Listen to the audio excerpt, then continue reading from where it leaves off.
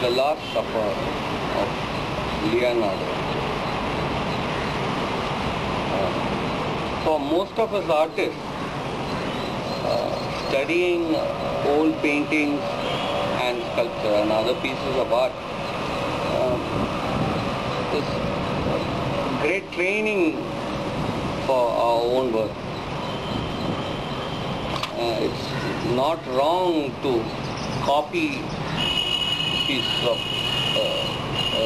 the work of old masters and learn from them, learn composition from these old masters to improve our own craft, and then later on seek individuality and uniqueness in our work, which should come naturally.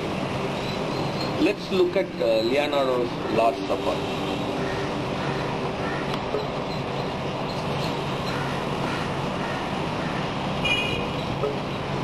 I'm not going to look into the mystical meanings, or I'm not given to wild, wacky theories like a popular book and film did.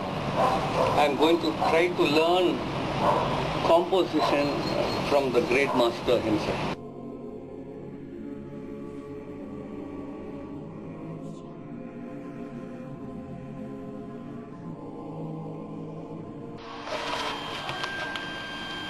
The position of Jesus.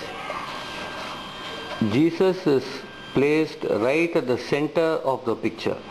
Naturally, your eye will fall on the central figure. He is also framed by the window to form a separate portrait within the painting.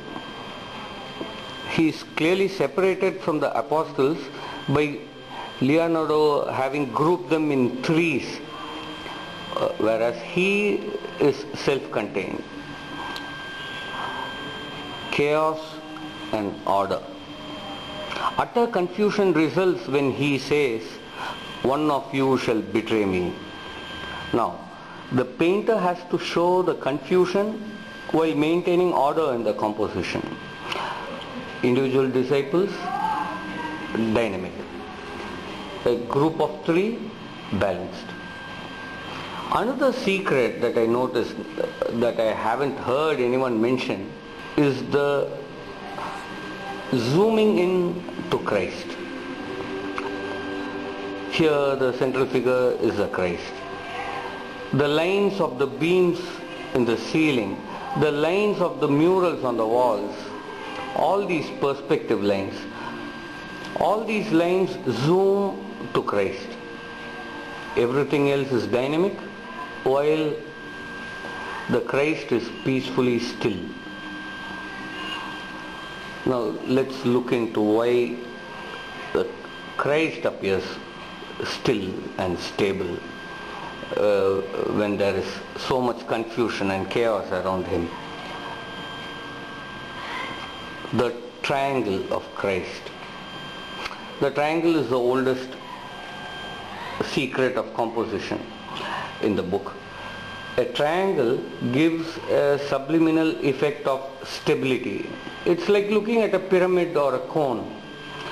Here Jesus forms a triangle while the disciples form high tension shapes. Another very interesting point. Why didn't Leonardo draw a halo around Jesus? There's no halo behind his head. In those days, and even before those days and after, all religious paintings,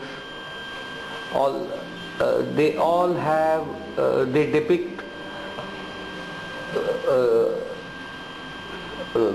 saints and Jesus and Mary, Joseph with halos behind their heads. Kind of customary procedure. But here Leonardo didn't draw a halo around Jesus.